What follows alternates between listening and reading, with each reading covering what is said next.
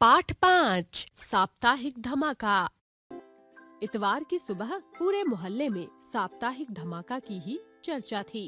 Full escape कागजों पर carbon लगाकर हाथ से लिखा गया साप्ताहिक धमाका का पहला अंक सभी ने सुबह सुबह अपने घर के दरवाजे पर पढ़ा पाया था।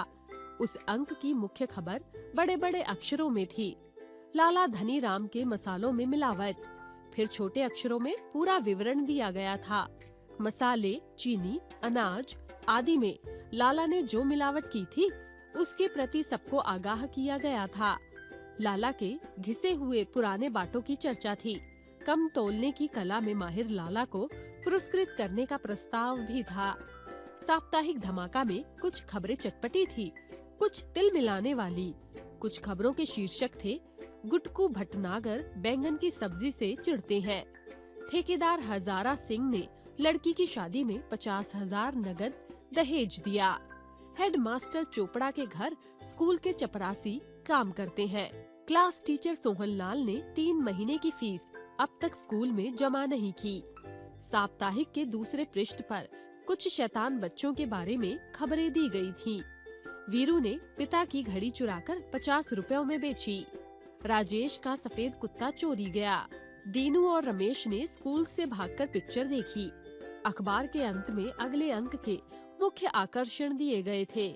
रिश्वतखोर मुंशी शादीलाल के काले कारनामे, सनातन धर्म मंदिर ट्रस्ट के हिसाब में घोटाला, सीक्रेट एजेंट डेविड की विशेष रिपोर्ट, मोहल्ले की शराबियों का भंडाफोड़।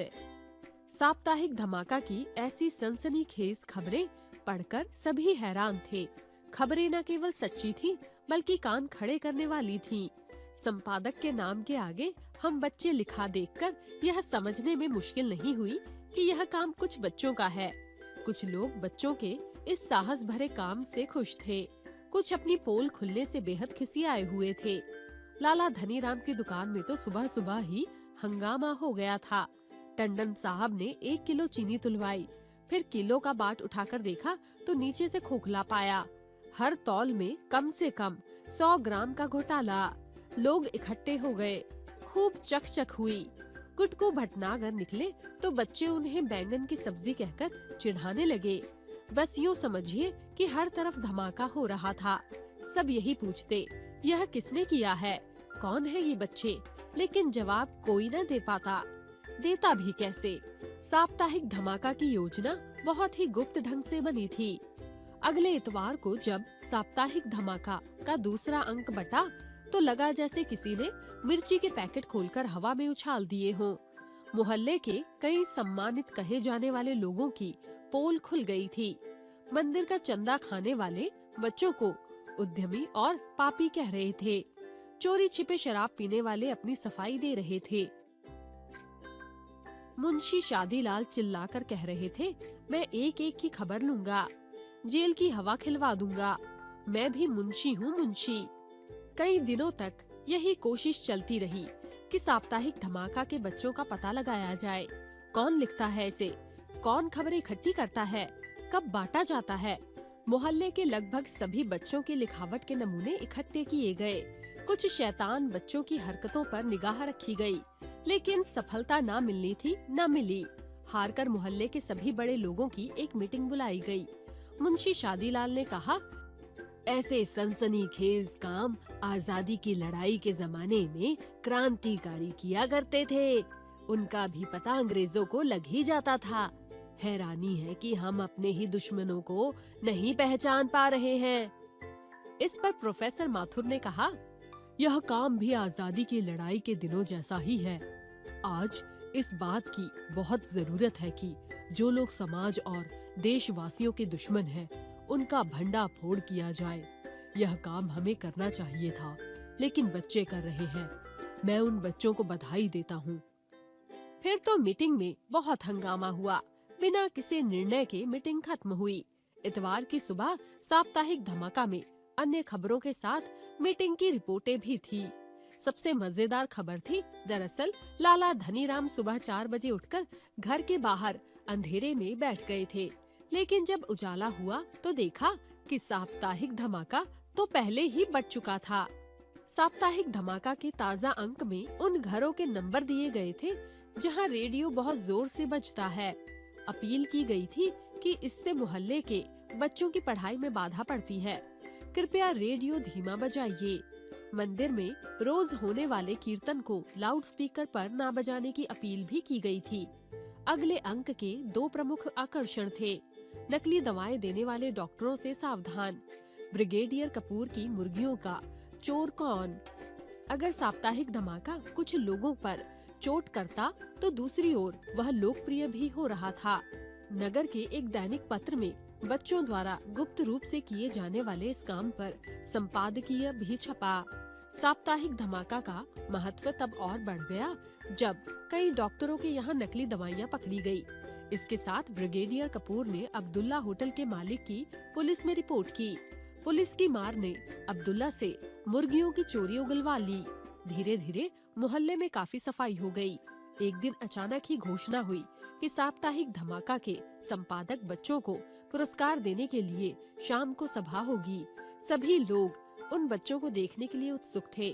मोहल्ले के पार्क में दोपहर में ही शामियाना लग गया। लाउड स्पीकर पर फिल्मी गाने बजने लगे। शाम को पंडाल खचाखच भर गया। सनातन धर्म मंदिर ट्रस्ट के अध्यक्ष चिरंजी लाल, मुंशी शादीलाल, लाला धनीराम, डॉक्टर चेलाराम आदि मंच पर बैठे थे। सभी की कार्यवाही शुरू करते हुए अध्यक्ष चिरंजी लाल ने अपने भाषण में कहा, हम साप्ताहिक धमाका के संपादक बच्चों को मुक्त कंठ से प्रशंसा करते हैं। उन्होंने हमारी गलतियां बताकर हमें सही राह दिखाई है। हमने तय किया है कि हर बच्चे को इस काम के लिए 500 रुपए का इनाम दिया जाए, लेकिन हम नहीं जानते वह बहादुर बच्चे कौन हैं। इसीलिए हम उनसे निवेदन करते हैं कि वे सब मंच पर आए, अपना परिचय दे और पुरस्कार ले। मंच पर बैठे लोग सामने बैठी भीड़ की ओर देखने लगे। भीड़ में बैठे सब लोग अपने पीछे मुड़ मुड़ कर देखने लगे कि वे कौन से बच्चे हैं, किंतु एक भी बालक मंच की ओर नहीं बढ़ा। 2 मिनट, 5 मिनट और फिर 10 मिनट बीत गए। धीरे धीरे शोर होने लगा। लोग मंच पर बैठे नेताओं की खिल्ली उड़ाने लगे। सभा समाप्त हो गई। साप्ताहिक धमाका के अगले अंक में मुख्य खबर छपी, संपादक बच्चों को ब्लैकमेल करने की चाल नाकाम। फिर खुलासा किया गया कि साप्ताहिक धमाका के संपादकों को पहचानने के लिए यह कितना बड़ा षड्यंत्र था। इसके बाद से साप्ताहिक धमाका और भी जोर से धमाका करने लगा। परिणाम यह हुआ कि लोग अपने को धीरे धीरे बदलने लगे। रेडियो और भजन कीर्तन वाले लाउडस्पीकरों का स्वर धीमा हो गया।